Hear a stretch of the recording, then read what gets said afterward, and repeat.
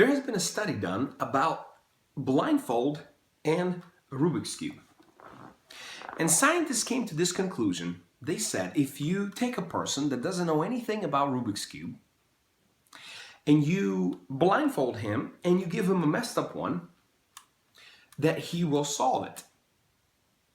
The only problem that it will take him about 6 billion years to solve the Rubik's Cube.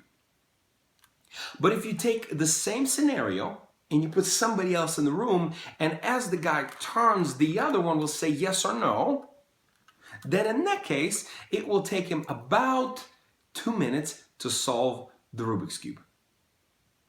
See, when I heard this story, I immediately thought about our life. Our life is full of different sides. Our life is full of different colors. And unfortunately, our life is full of decisions that we will need to make. And unfortunately, a lot of us, we go in life blindfoldedly. We think as long as we move forward, as long as we get up in the morning, as long as I go to work, and I do this, that one day I will get to the point that my life looks like this. Everything is beautiful, awesome, and I live this magical life. But after time goes on, we find ourselves again looking like this. There was another story that I've heard when preachers said, I do not struggle with the voice of God in my life. And when he said this, he made a pause and everybody kind of looked at him weird.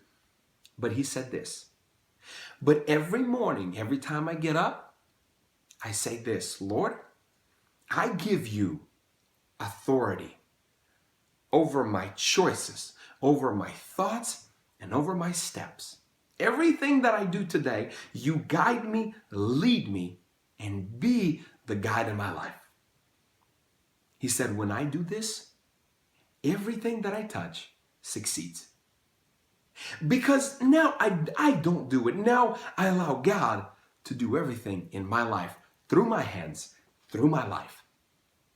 When I heard this, I was 19. And I did that. And every single thing, I have 100 stories to share.